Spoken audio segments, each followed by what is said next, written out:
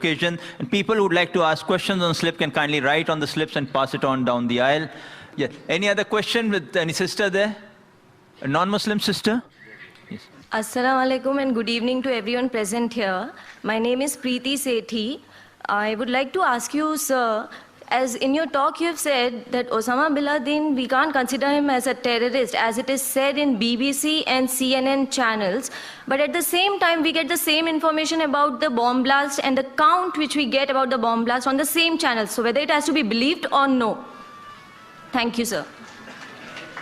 The sisters asked a very good question, very relevant question.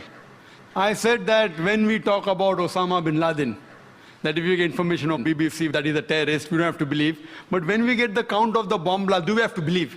That's what I said, the people controlling. That doesn't mean all the news of BBC is wrong. That news in which they make a hero into a villain, in which they'll benefit, you have to check up.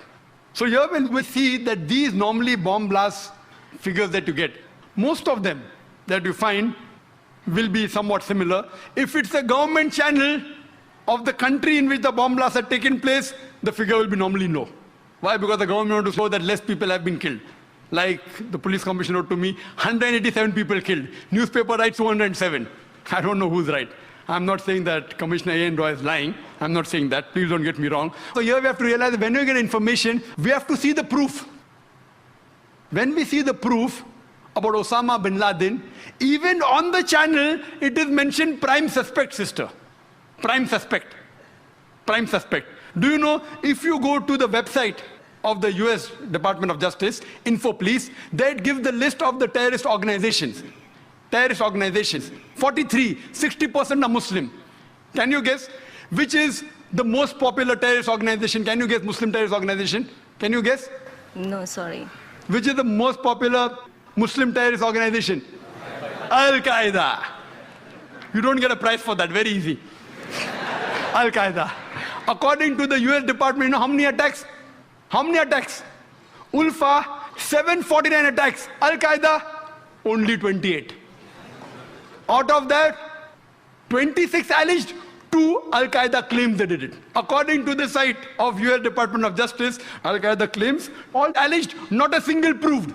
Even on the official site of US Department of Justice, not a single attack of Al-Qaeda has been proved. I'm not here to support Al-Qaeda.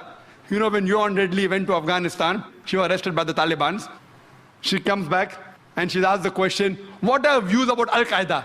She replies, I doubt whether Al-Qaeda exists.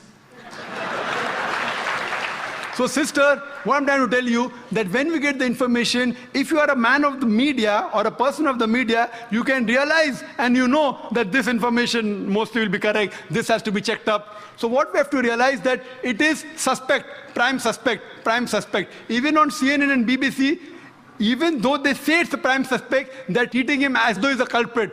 Can you go and kill thousands of Afghans only because of a prime suspect? Not even proved. So, but natural sister, when we hear the news, we have to realize that who controls the news, what is the agenda behind, and then we have to be careful what news you take and what you quote. Hope that answers the question, sister.